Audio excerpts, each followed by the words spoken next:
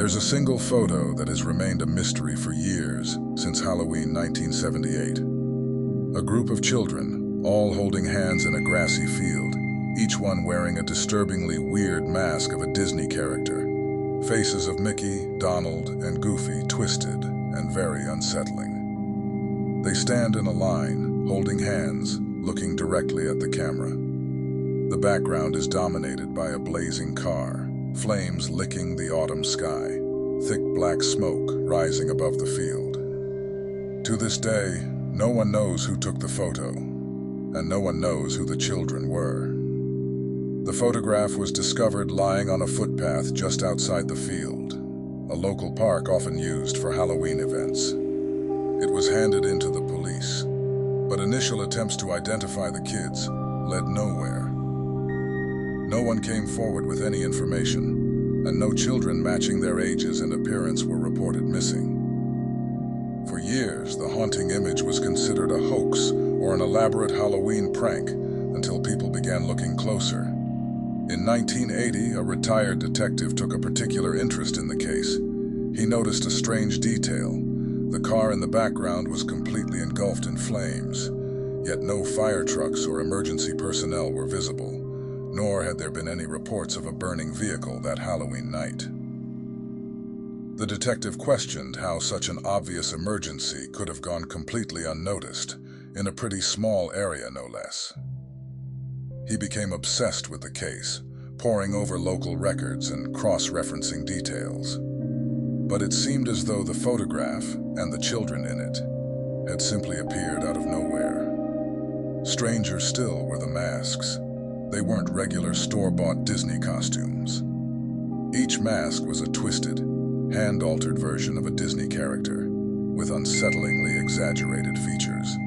Smiling mouths stretched far too wide, eyes oddly misaligned or hollowed out. They seemed more like something out of a horror movie than a costume shop.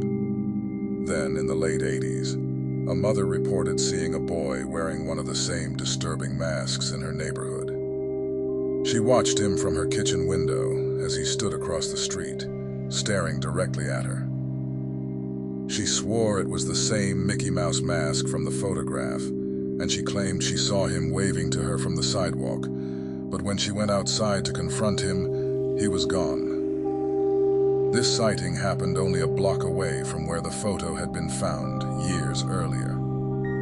As the years went by, the image became a dark Halloween legend passed down by residents who still talk about the lost children. Every now and then, someone claimed to see one of the eerie, masked children standing in their neighborhood or at the edge of the field, motionless, watching.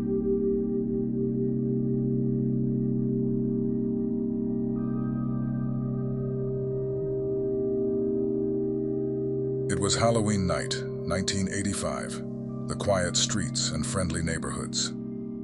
A large group had gathered, ready for a night of trick-or-treating and fun. In the only photo ever recovered from that night, you can see kids of all ages, a few teenagers, and even some adults smiling as they lined up in front of the door, dressed in a mix of spooky costumes and cheerful Halloween garb. The picture looks like any typical Halloween scene, but it would soon become infamous. By the next morning, every single person in that photograph was missing, except for one young girl who stumbled back to her home around midnight, a young girl named Aaliyah who somehow made it back home after the rest of her group vanished.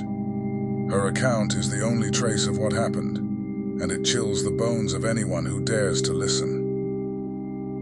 That night, Aaliyah joined a mixed group of kids, teens, and even a couple of adults for what was supposed to be a night of innocent trick-or-treating. Dressed in all their Halloween best, they wandered from house to house, filling bags with candy.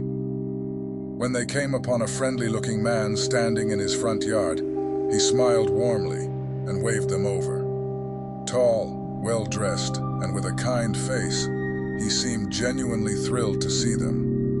He told them he had a special surprise inside: food, drinks, and more candy than they could carry.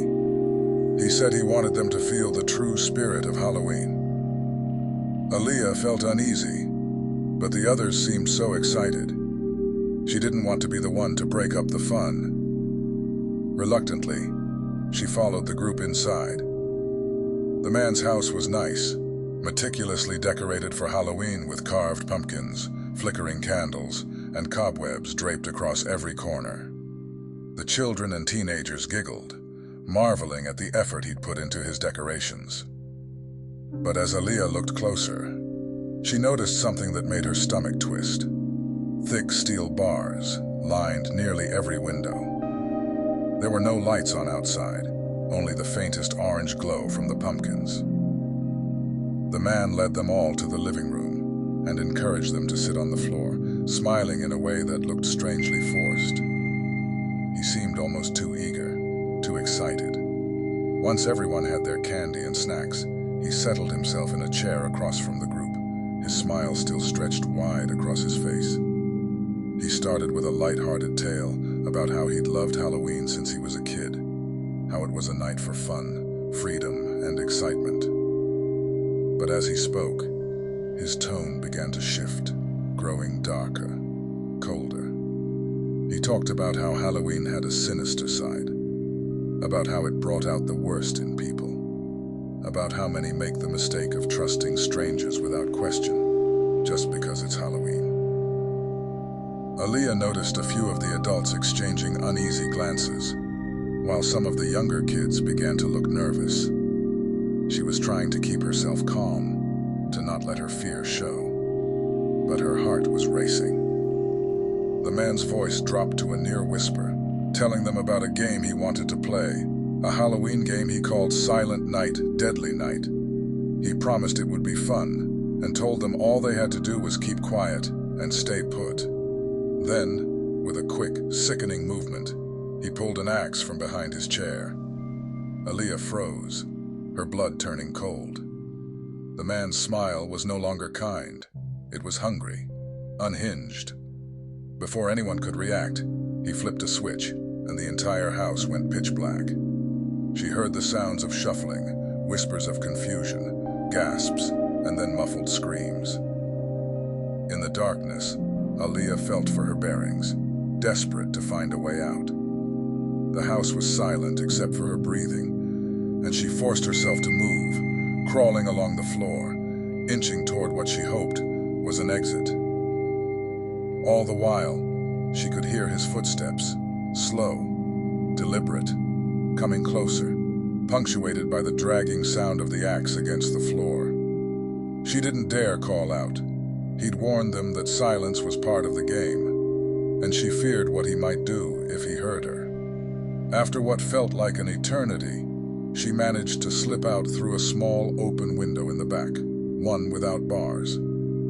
She ran, never looking back, her heart pounding as she made her way home. By the time she burst through her front door, she was hysterical, trembling, and barely able to speak. Police arrived at the man's house the next morning, but there was no trace of anyone, no bodies, no signs of struggle, no evidence of the kids, teens, or adults who had entered that night. The house was empty, the rooms spotless, and the steel bars remained firmly in place on every window.